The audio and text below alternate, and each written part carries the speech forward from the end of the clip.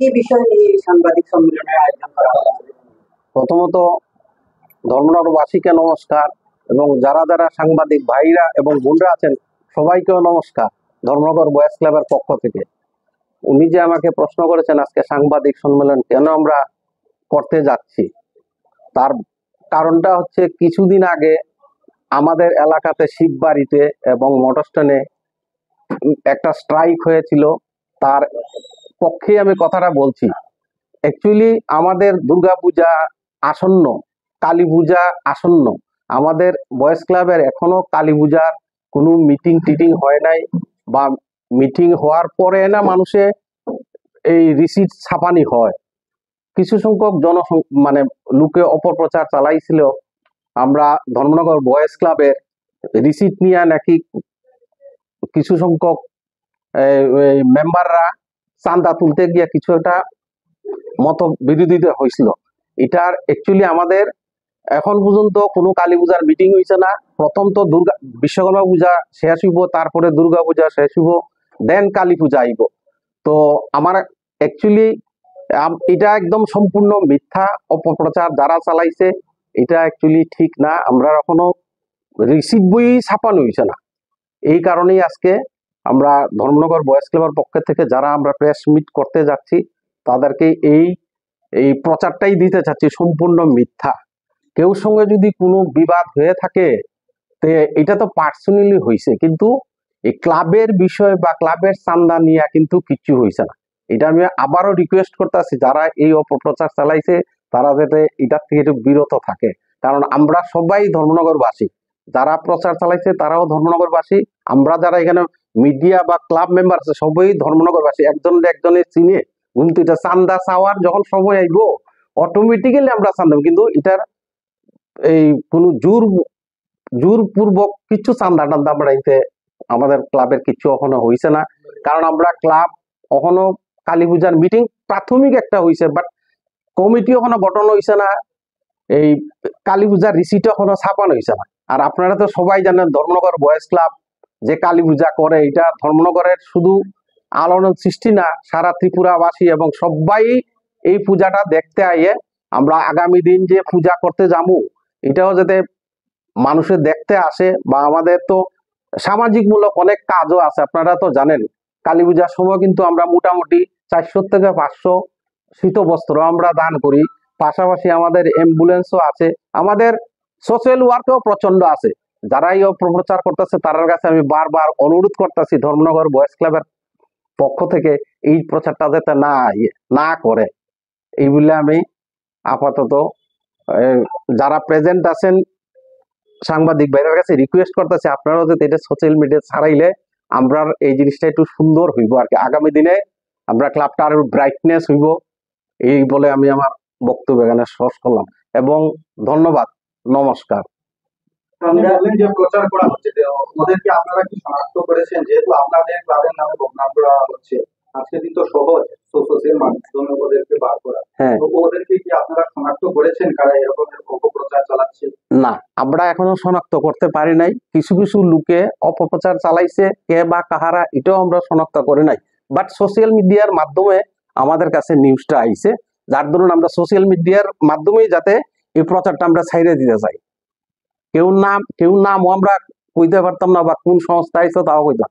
কিছু সংখ্যক লোক ধর্মনগরবাসী, এটা আমরা আবারও রিকোয়েস্ট করতেছি যাতে এই প্রচারটা না করে। কারণ একে অপরে ঘুম থেকে সবেরই চিনে, পূজা করলে চান্দা আমরা তুলতামই পারি।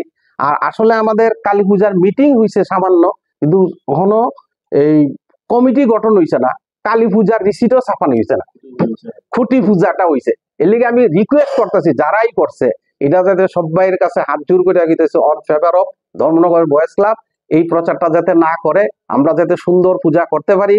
আগামী দিনেও যাতে আমরা যেরকম শীত বস্ত্র দান করছি এটাও করতে পারি, ব্লাড ডোনেশন ক্যাম্প করতে পারি।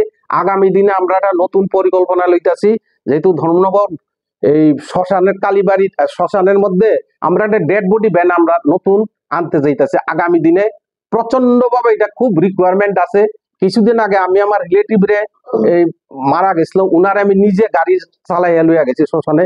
তো কিছুদিন আগে ধরো না 6-7 মাস আগে আমরা এটা ক্লাবের মধ্যে আলোচনা করে দেখছি একটা ডেড বডি ভ্যান খুব জরুরি দরকার। আমরা হয়তোবা কালী পূজার পরে একটা ডেড বডি ভ্যান ক্লাবের পক্ষ থেকে আমরা ডোনেশন করতে যাইতেছি। আপনারা সবাই ভালো থাকেন, আশীর্বাদ করেন ছোট বড় যারা আছে, এবং ধর্মনগরবাসীর স্বার্থে আমরা এই জিনিসটা দিতে যাইতেছি। সবাই আশীর্বাদ থাকুন। আমরা বিগত কিছুদিন আগে দেখতে পারলাম একটা অপ্রীতিকর ঘটনা ধর্মনগর শহরে। আমরা যখন সমাজ মাধ্যমে তাদের কাছ থেকে জানতে চাইলাম, তখন বয়েজ ক্লাবের নাম উঠে এসেছে এখানের মেম্বার। সেই বিষয়ে আপনি কি বলবেন? দেখেন, আসলে কিন্তু বয়েজ ক্লাবের নাম উঠানোর পরে অনেক কিছু অপপ্রচার হয়েছে। কারণ আমি যে শুধু বয়েজ ক্লাব মেম্বার তা নয়, আমি তো লায়ন্স ক্লাবেরও এক্সিকিউটিভ মেম্বার। তো ক্লাব পরিচালনা করতে গেলে অনেকে অনেক রকম কথাবার্তা কয়, সব কিন্তু সঠিক কিনা এটা প্রমাণপত্র তো আমার কাছে নাই, যারা কইছে তার কাছেও নাই। তো এই জিনিসটা আমি একটু মানে রিকোয়েস্ট করতেছি, এটা একটু ধিক্কার জানাইতেছে আর কি। ধিক্কার বলতে এই না, মানে এই যে অপপ্রচারটা, এটা তো দেয়ার ইজ নো প্রুফ, এখানে কোনো প্রমাণপত্র নাই। আজকে মনে করেন আমি গিয়া লন্ডনে গিয়া কইলাম একজন একটা বাজে ব্যবহার করেছে, প্রমাণ তো লাগবো। তো আবারও রিকোয়েস্ট করতেছি এই অপপ্রচারটা যাতে না চালায়। কারণ আমরা তো সব, একজনের যদি ব্লাড লাগে আমরা দিতে রাজি, আপনারও যদি কিছু লাগে আমরা দরকার ক্লাবের মানে ছোট ফান্ড থেকে যতটুকুই দরকার। কিছুদিন আগে যেরকম আমরা একটা হেলথ ক্যাম্প করছি, হুইল চেয়ার দিছি, কারণ আমরা এই অপপ্রচার চালাইলে আমরা কিন্তু অ্যাডভান্স দিতে পারতাম না। ঠিক আছে, এই লিগেই সুনামধন্য ক্লাব ধর্মনগর বয়েজ ক্লাব সবাইয়ের আশীর্বাদ এবং আগে যাতে চলতে পারে এটাই সবার কাছে কামনা। প্লিজ প্লিজ প্লিজ, ধন্যবাদ, ভালো থাকেন। আগাম শুভেচ্ছা দুর্গাপূজা এবং কালী পূজার। আমরা যতটুকু জানতে পারলাম, এই ঘটনার পর আপনাদের ক্লাব একটা মিটিং করে 2-3 জন সদস্যকে বের করে দিয়েছে। আমরা জানি আদৌ কি ঘটনাটি সত্যতা আছে না। এই জায়গাতে আমি আপনাকে বলি, বিষয়টা হয়েছে যেটা আপনি প্রশ্নটা করছেন, আমরা মিটিং করছি শান্তি সম্প্রীতি বজায় রাখার জন্য, আমরা কারোর বহিষ্কার করার জন্য আমরা কোন মিটিং আমরা করিনি। ঠিক আছে, আমরা এটাও চিন্তা করে রাখতেছি আগামী দিনে যারাই এই অপ্রীতিকর ঘটনার মধ্যে জড়িত থাকবো তাদেরকে আমরা কঠোর শাস্তি দেবো। এটা আমরা গতকালকে একটা ছোট্ট একটা মিটিং করছি, একদম জরুরি বৈঠক করছি, ওইটা প্রেসিডেন্ট আসলেন, সবাই আসতো ক্লাব সদস্য। আমাদের একটা সিদ্ধান্ত আমরা গ্রহণ করছি যে আগামী দিনে যারাই অপ্রীতিকর ঘটনার মধ্যে জড়িত থাকবেন আমরা কঠোর শাস্তি দেবো তারা। ধন্যবাদ।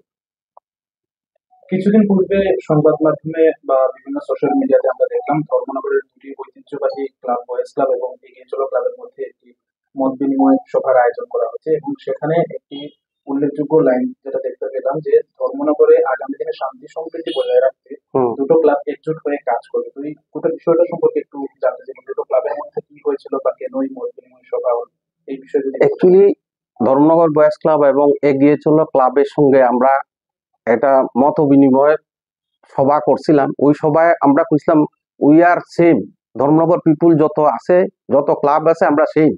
শুধু নট অনলি এগিয়ে চলা ক্লাব, অন্যান্য ক্লাবের সঙ্গে আমরা অনেক সময় মত বিনিময় হয় বা আলোচনা হয়, how to develop, how to social work each and other.